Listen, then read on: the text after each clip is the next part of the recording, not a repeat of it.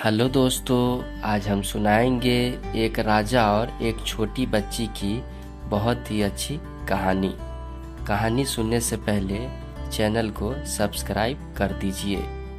एक बार की बात है, एक राजा शिकार करने के लिए वन में गए। एक हिरन को देखकर उन्होंने अपने घोड़े को उसके पीछे और हिरन का पीछा करते हुए उनके बाकी के साथी उनसे पीछे ही रह गए। राजा दूर एक ऐसे जंगल में जा पहुँचे जहाँ मीलों तक पानी नहीं था।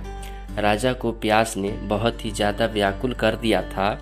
जब राजा कुछ और आगे बढ़े तो उन्हें एक किसान की झोपड़ी दिखाई दी। राजा दौड़कर झोपड़ी के पास गए।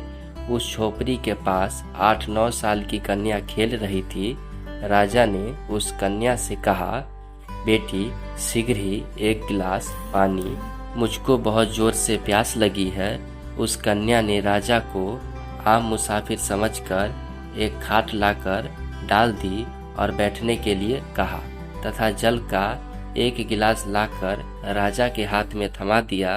राजा ने देखा कि पानी में तिनके पड़े हुए हैं, जिनको देखकर राजा को बहुत क्रोध आया और उसी आवेश में आकर उस कन्या से कहने लगे कि तुम्हारे पिता कहाँ हैं।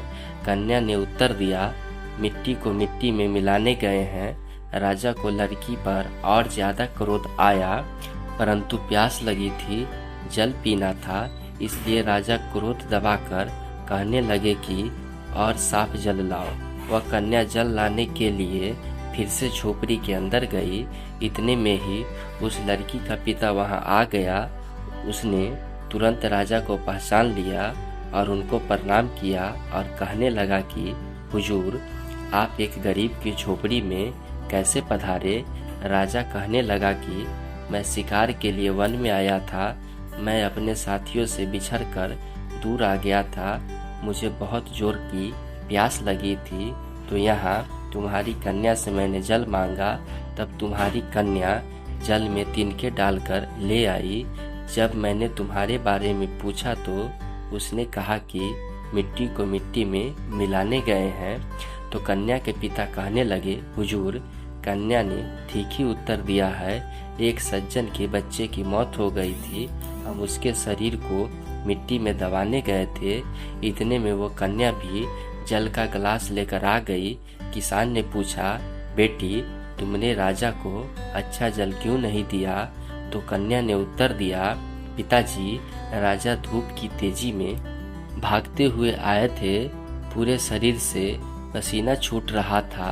यदि आते ही जल पिला दिया जाता तो जल गर्म और ठंडे की वजह से राजा को नुकसान कर जाता और राजा बीमार पड़ जाते। इसलिए मना तो नहीं कर सकी, परंतु जल में तिनके डाल लाई ताकि राजा कुछ समय तक जल पी न सके। राजा कन्या की चतुराई को देखकर बहुत प्रसन्न हुए और अपने गले से बहुमूल्य हीरो का हार उस कन्या के गले में डाल दिए और उनको हमेशा हमेशा के लिए दरिद्रता के दुखों से छुड़ा दिए। तो दोस्तों, देखा आपने, एक छोटी सी बच्ची ने अपनी बुद्धि का इस्तेमाल किस प्रकार किया। धन्यवाद दोस्तों।